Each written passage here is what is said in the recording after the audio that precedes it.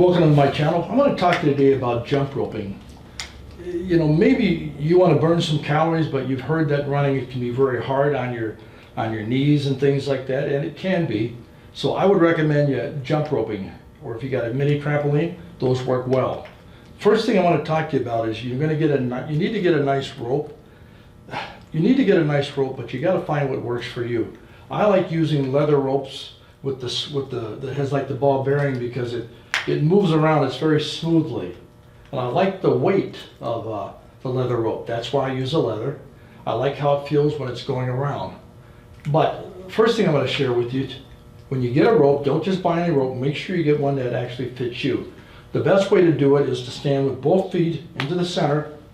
Make sure you're even, and the handle should come when you have them together, feet together, even with your chest. Now mine could be up maybe like an inch higher, but it's fine because this is right where it should be, right about here, chest level. So I'll just grab it up a little bit higher, okay? This rope that I have is a little shorter, but it will still work. So now you know you got the proper height. And friends, that'll make it much easier when you start actually jump roping, having it go around nice and smoothly.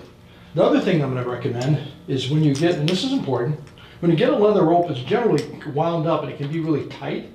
And that can cause you sometimes to get, in the beginning, kind of bind up. So what I like to do is stretch it over a door.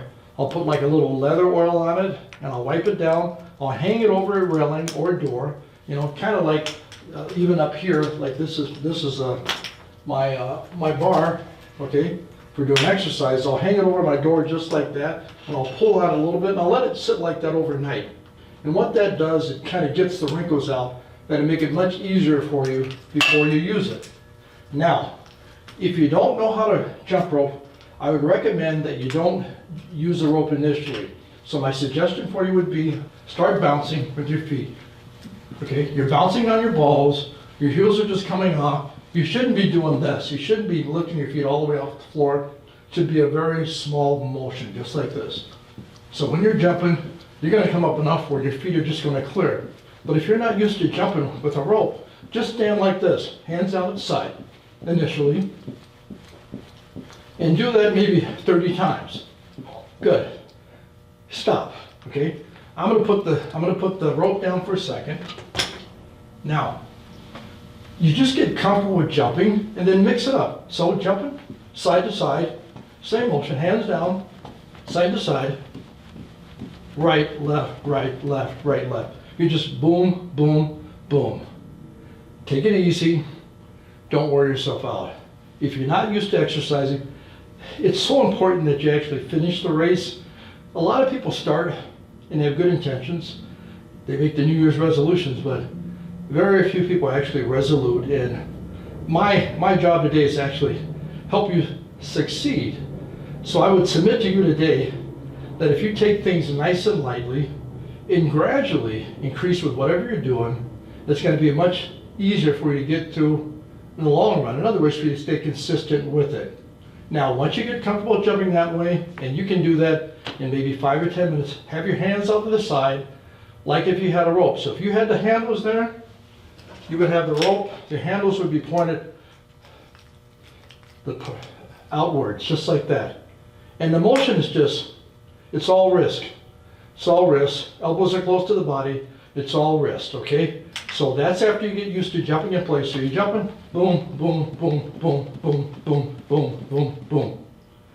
Stop, take a deep breath. Now, give yourself a count. Maybe starting out, all you're going to do is 20 with the rope. So you're going to go, every time it goes all over your feet. 1, 2, you're counting to your head, 3. Or you have a timer and you're going to jump for maybe 15 seconds. By the way, jump roping is more taxing than most things that people do, and it can exhaust you. I used to jump rope for an hour every other day, all right? It's still, I think it's my favorite exercise to do. I love jump roping because it puts little stress on your body, but the benefits are huge. So now I'm going to show you with the jump rope, and let it hang out. I'm going to get it behind me, and I'm just going to jump on the front just lightly. So it's just a wrist cast. You bring your elbows a little closer to the body. Feet can barely come up the floor. Just like that. All right? That's to get started. I don't want you to try to get fancy right now. Even that winded me just a little bit.